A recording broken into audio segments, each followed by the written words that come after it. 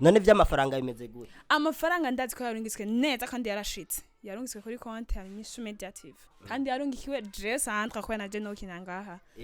naomba leo munipatie shaka mahera nova ngaha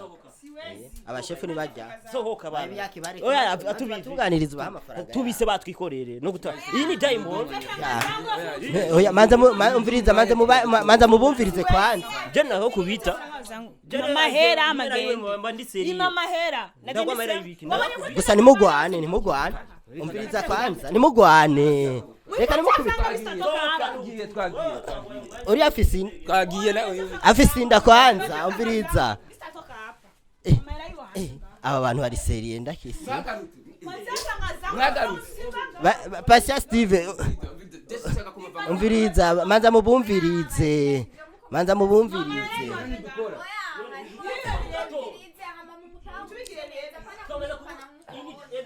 ntiwumva n'abandi ko ariko barashigikiye iki kibazo ni kiriza diamond utagiye mu masengesho akwiye nishobora kugwemera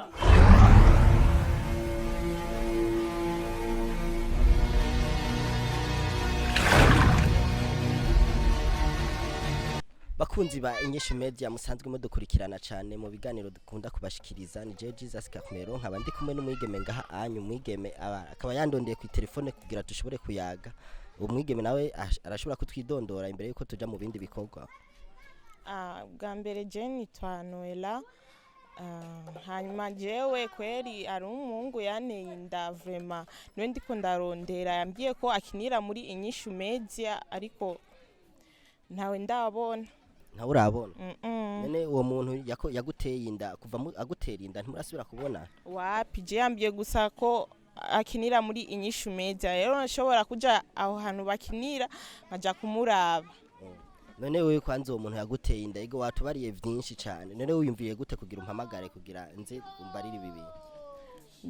je naguhamagaye kubera hari ibintu nshaka ko novugira imbere hanyuma namwe mukabimfashamo none uwo muntu yaguteye inda none uraza hano biro vyayo ibiri tugende ego abantu bakorera agenda hazi tugende rero turaba uwo muntu yaguteye iyo ego ashaje bakunzi ba Inyishu Media mugume mudukurikirana cyane ngahanya hari kibazo cyane cadutse aho umukobwa yatewe inda umukobwa yitwa Noella yatewe inda n'umukinyi akina muri Inyishu Media rero yaturondeye kugira aze tumufashe ico kibazo turabe ukuntu bigenda iyo ndanyimba za kuyemera ntavyo tubuze ni ngaha ingo tugende nyimba ari ngaha anye twashitse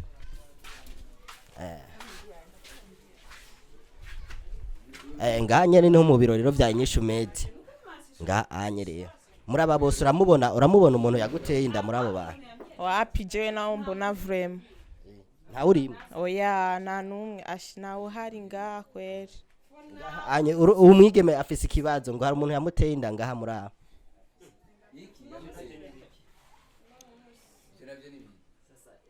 je yambwiye ko akinira ngaba je nukuri je umukobwa afise ikibazo je yandondeye yarafise umubabaro mwinshi cyane yuko hari umuntu akina muri Inyishu Media yamuteye inda rero yanzanye rero ngo kugira tumura turatujana nk'ibyo onye tubise turi mu bindi bibazo ngaha genda utubise je kumwe n'uyu ni mucumbirize iki kibazo cy'uyu nawe tumwishuriki wamaze kumubaza ati hariho uri kwa waguteye indaranga none je yambwiye ko akinira muri Inyishu Media none je cangira gute none nora akinira ngaha nyene none umviriza none ne una ngaha hano none hari induru nyinshi cyane nawe bimeze gute abarangitsa mahera naririgeze kuza gukinira ngaha ndakina video barangitsa mahera ashikira kuri konti ya Inyishu Media TV barangiye jewe nabyo no musi today nukuri tababona ona bakunzi ba Inyishu Media busanze bukurikira Inyishu Media no munsi ni ibintu bisa no munsi ni ibintu biryoshe cyane hari ibibazo byinshi cyane aho duhejeje kubona umwigeme afise inda n'uwundi ariko arasaba amahera none vy'amafaranga bimeze gute amafaranga ndazi ko yarungitswe neza kandi yarashitse yarungitswe kuri konti ya Inyishu Media TV kandi yarungikiwe Sandra kwa naje no kinangaha naomba leo munipatie shaka mahera babahaye amafaranga baguhaye amafaranga ntibayaguha ntibigeze bayama atuka nawe haratsindira urafise cemeza neza ko ari amahera yiwe bigeze kurungikira umvisa wa mwana w'umukobwa sha nuzana ibintu vye kandi je none mwumvirize kwanza umwana w'umukobwa ariko asaba amafaranga yiwe bamurungikiye urumva mwaramukinishije amafaranga barayarungika ntimwayamuha dema nizo ziciye ngaha uno musi nibigeragezo kwanza urya nawe umukuye ujya mukobwa aja turondera arandondera ku telefone yiwanje tingo ndafise ikibazo kumugwa Inyishu Media hari umuhungu yanteye inda rero uwo muhungu niwe twari tuje ibi navyo vy'amafaranga navyo narinze none umugwi wa Inyishu Media afise ingorane nyinshi cyane muri no minsi uno musi sinzi ko ari imigisha ariko rero mu gihe umuntu ari mu bibazo rimwe na rimwe niho inzira yo kurongeramo imigisha uyu mwana w'umukobwa yazindukiye ngaha yaje aterwa mugaha mu nzu y'abandi kuko urabazi ko uno musi n'umusi batukunaje urumva ariko rero yaje azanye induru ngo aramara yiyo bigize kumurungikira uyo muntu akurungikiye niba ari umufana wawe twereke message umufana namahera barungitse kwizina giwanje me gusaciye kuri konte yiwanyu twumvikana sinigeze kuza gukinira ngaha none sinaje gukinira ngaha uyo niwo mubose tukaguhemvye wewe none umviriza kwanza tugende twumvikanye tubwi igihe wakina baraguhemvye nyumvisha mume amahera ngaha ariko bahebe yake muvye ndiko ndamubaza kwanza akana kagakobwa nimba karaye hehe gusa karyame hanze umviriza ndakubaza nitwaguhemvye igihe uje gukina irya seni yawe niwakinye seni imwe nimba ari zibiri none nitwaguhemvye ivyo twumvikanye umviriza ndashaka kwanza umuntu yoba aserukira Inyishu Media kwanza ashobore gushira ibi bintu mu rutonde uko bintu bimeze ujya anya afise ikibazo umukinyi wiwanyu yateye inda uyu nafise ikibazo c'amafaranga none umugwi wa Inyishu Media mwebwe menga hari ibintu bitameze neza mu mugwi wanyu ahubwo jewe simva ngaha reka kwanza nicare none erega wicaye ngaha none waguteye inda none ari he je ndamurindira nka mva ndamuronse je navyo no kwemera muri uyu mwanya none mwe muko muzana naye nkawe kugumuvuga ngo amafaranga twereke message basi tuneshe sa message yashikiye he muri konte yiwawe none aya mafaranga nayo muhuzi mwebwe ayo mafaranga nawe twaba tuyazi umuntu wese turamukoresha kandi tumukoresheje turamuhemba none nimba twamuhembye abakeneye iki kindi kiza gikurikirana konte yiwacu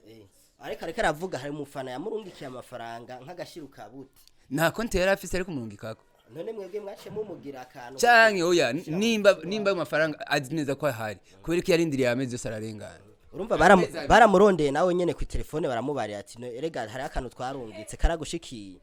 hanyuma ibyo nimba byarabaye yararondeye abaserukizi cyangwa abakora muri komite ya Inyishu Media kugira ngo abibamenye ariko yaje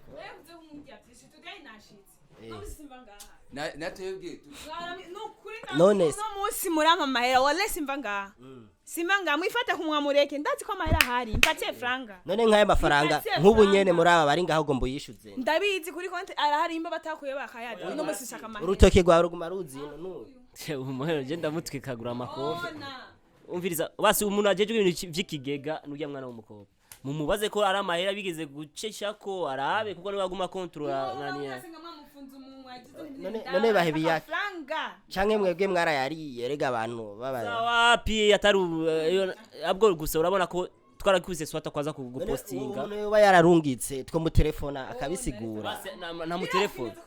mu telefone basi ni mino yitwande none wewe kwanza usanze ukinira muri uwo mugwi wa Inyishu Media just ndumukinyi wawe naje gukora korabo ukinira he mwihuriro yego uri kwa Miss yego nataka franga mpigie mu telefone imbere yuko uza ngaha none wabisavye hariya mwihuriro none imbere yuko uza gushwa drava nubwa mbere nza ngaha mwihuriro bari babitse kuko ngaha barandungitse sije nenda hazi mwihuriro nyene no bandungitse mwihuriro nibo bakurungitse tigenda wishuze mana ndabizi neza ko ari amahera yiwanje Jenny's omva nitwuvuganya amajambo menshi ariko bahebi yake uraziwe n'ihuriro murazinanye turazinanye abwo niwo ngoma telefone na Miss nuve ko niyo ari ashaka kuzana kajagari mu mugwi wanje kandi umunsi wo gukora urazi ko twarakubise swata gupostinga dupostinga chaque jeudi chaque mercredi ariko twakubise swata kubera raba nuno munsi nyene ibigeragezo biko biraza je wamukora rega ndamutelefona Miss mu telefone byo banavyiza prem Zobana vyiza. Nataka franga. Kurabana bibiki. Aha ni gipolisi kiraza je ndi ngaha.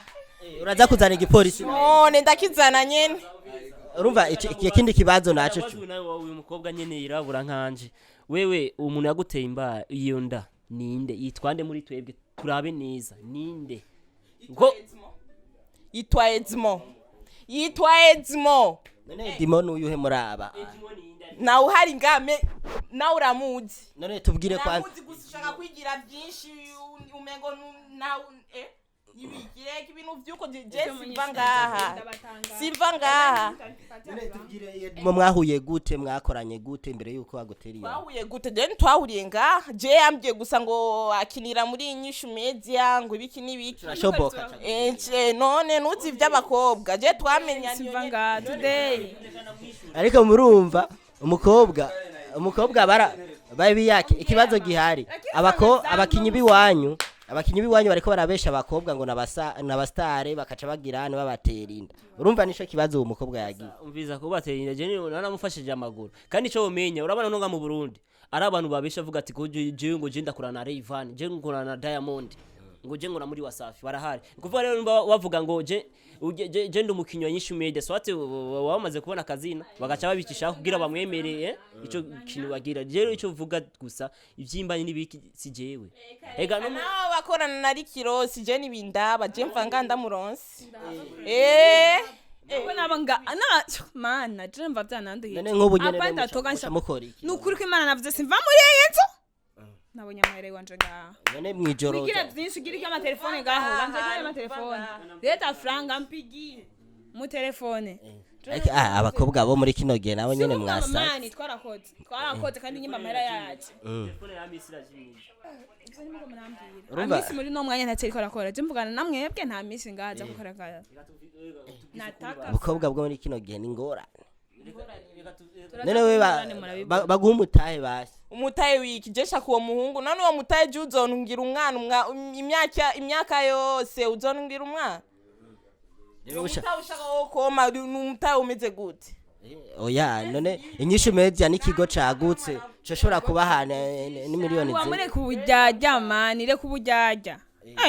franga zikuya na staka none amahera yaraje yajura yama ndayatwara sise ngaha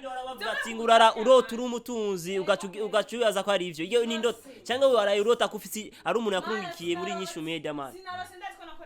bahebi yake murabe mutanga amahera y'abantu abone surtout n'umwana muri mu kumuronka ehe ega na bidu ko serie nawe wewe umwana wawe kandi ibintu je ujya yaja ndondera vraiment kandi murabona arababaye n'umukobwa w'abandi arababaye abo bajwe ni iwabo bamwirukanye kuriwe kwanza wewe umuntu wewe ugomba unguka umwana ega urazi ko hari abantu bifuza ko twari imbanyi bakayibona none zonga ko nisanze bitagoye ariko je nabwo umviriza kwanza ikibanza none wewe uri kusaba amahera unawareka wewe ntumva wa vy'amahera ko ukwigira none ego kweri je mva nganzi ko nakorenga amacenge natamera yonje ntawaye bavuze ngo baraguhembwe umviriza amahera ndazi ko yaje zo guhemba bize apart amahera arahari kandi bari kwiyumagiza umengo sinze umengo nabaye umusazi ngaha ivyo ndiko ndavuga ndazi murabizi kandi murabitahura amahera ndabone na franga ni uwumvirije neza ibyo ariko aravuga none urumva kweri ko haraho bisana genda utabuze umutahe utaburize Inyishu Media ariko yarabakoreye none yaradukoreye none navuga natego tutamuhembye none twamuhembye kwanza hari ikintu umukozi n'umukoresha hari ikintu basinyanira urupapuro rw'amasezerano mwego rupapuro ntigosanga ruba uyu yaje nk'umumercenaire ntabwo yaje nk'umukozi wa Inyishu Media yaje nk'umumercenaire cyangwa cyo nk'ibyo ariko akubwira ngo yagiye collab urabyumva kandi uyu muntu aje turamuhemba none nato twamubajije kandi nawe wamubajije ntitwamuhemba hari akantu nako yongeye ko ngo yigenje neza mu bikorwa yabakoreye haca haraboneka umuntu atanze akarusho kuri kijya gikorwa nyene yakoze muga nticamushikiriye none journaliste wowe nyene mwarikoranye wowe kukora neza sawa hagize agahembo kaboneka kuri boss wawe mucamusangira kubera wowe wakoze neza nikaje kuri boss canke ngo kumugwi kaje kwizina kubera ko iryo zina ata konte yari rifise nimba uje ariko declare avunga go ashaka amafaranga yashike kuri konte ya Inyishu Media to debloque tumuhe oya ariko asaba amafaranga bamurungikiye kwizina yo nyene biga nivyo nyene ndiko ndavuga mwebwe mwavyinjiranyemwo ntibikunda kubera nta muntu yatwandike message atubwira ngo ayo mafaranga twarungitse kubera Sandra ayo mafaranga twagize nta numwe igeze yego nta cico n'icamafaranga urya muntu nawe afise inda nawe abakinyi biwanyu uraba aha nsinkujya nyene nawe nyene ndiko ndavuga none nkuyo nawe afise inda twamubajije yavuze ngo ni Edimo amaze nk'amezi 6 adagikora muri Inyishu Media mukorana n'aba escrow gusa oya turakorana tugaheza twebwe dukorana n'abacteurs sivyo umviriza reka manze mutekereze kwanza representant reka nababwire ikintu kimwe sivyo aha twanabubashe sivyo ko no munsi n'umunsi wacu ibikorwa ibibazo mwebwe mufise sibazo twe twumva bituraba sivyo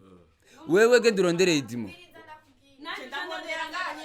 ego umviriza ndinjira kwanza kana kubwira urafise ico bizi ko nawe oya jewe ivyo urya mukobwa bakwita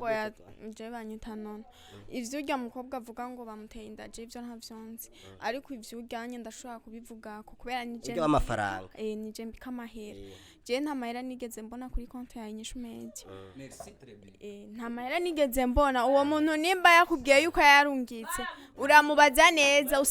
usanga yarungitse ahandi none wewe Noera utubwire neza we amafaranga urabika ntorgiho usanga representa naba bakuze baraguciye inyuma kumenga uracara umuti jewe nta kintu bambwiye jibi ndiko ndavuga n'ukuri kuzuye nta mahera nigeze mbona nta mahera nabonye uwo mukobwa cyangwa warayarose ucugura telefone ufise telefone nziza isanzwe ari yanjye telefone ngahi wacu tuzi turazifise nugera afise gwiwe kandi urabona ko ya representa nini yana ndayifise n'abacteurs bose jivyo ndiko ndavuga ndabizi jana kwijana kuko nije mbika amahera ivyo uruko avuga bakurungikiye amahera ntayo barungitse nimba barayarungitse naho yari ihenze nimero arungika atariyo none iki kibazo kirakomeye cyane nimutubwire neza mutumenyeshe Inyishu Media ni abantu bakajagari ku munsi umwe abantu bangahe ajewe kweri numiwe kwanza kubera jewe ubwa mbere hari ikintu cyari canzanye ngaha urumva nari maze iminsi mbona ibintu bya Inyishu Media kuri YouTube ibikorwa byayo kuri Facebook hose nari ndabishima camvuga ati byiza nuko noza nkabiyunga ariko ibintu usanze ngaha kabisa nakayobera bahiye nukuri kimana none we kuri mushasha we urabona nawe ko bazohava bagukorera ibintu nk'ibi oya jewe kubwiwanje uno munsi iwacu nabo kubera tutaratangura biva bidadanutse turumvikana ko yaje nk'ibintu nk'ibi shawigira we sinovyemeye novyihanganira oya urabonye n'aba escrow ariko nanje uko ngene navyumvise ariko n'uwo mukobwa usanga nawe nyene yabikuye handi hantu ntazi ko je aba bose ndiko ndumva bariko ravuga ibintu mega vyumvikana subusazi kwere ndazi ko amahera aha ndazi ko amahera ahari ariko nabwiye no musisimba ngaha amahera ndazi ko ahari turege kwigira byinshi acha we scroll weye franga ziko franga mtanipatia uyu wewe yashitse Agenda talala hapa leo stock washitse wewe uno munsi nova ngaha abashefu ni bajya sohoka baba oya atubitunganirizwa amafaranga tubise batwikorere no guta iyi ni diamond oya manza mubumvirize kwanza je naho kubita mahera amagende ima mahera gusa nimugwane umviriza kwanza nimugwane reka nimukubita uri afise inda kwanza umviriza aba bantu bari serie ndakisi Pasha Steve umviriza manza mubumvirize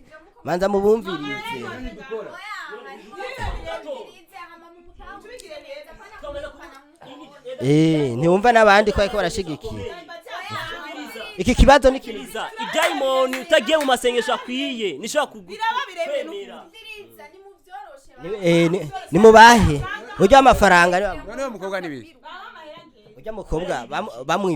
bamurungikiye amahera muca murayajya ujya nawe ngabashefu ba Inyishu Media sewa yavu ni Media wewe yitwa nde kwanza wewe nawe bamuteye inda nataka franga ubaranyibagiye kandi twarakinanye ubaranyibagiye nazo franga nipatie inta naho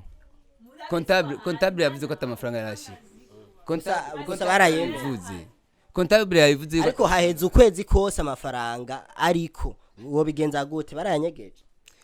rero ahabona tubwe aduhe nka screenshot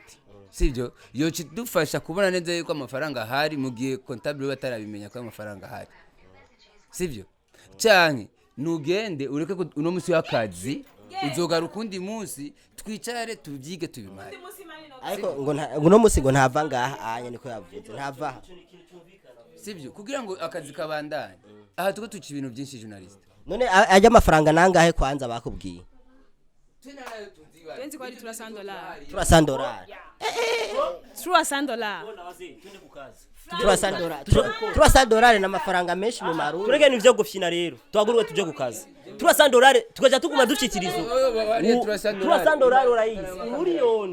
umuriyoni wama ariko ayo mahera yarasohotse amahera baramaze kuyasohora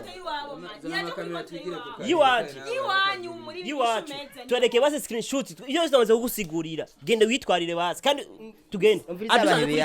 umvize abahebi yake ibintu by'amafaranga nk'ivyo nibinyegezwa kubera naho muja kuri konte amafaranga barayabona ukuntu yaje n'ukuntu yasohotse voilà nivyo none ubwo ati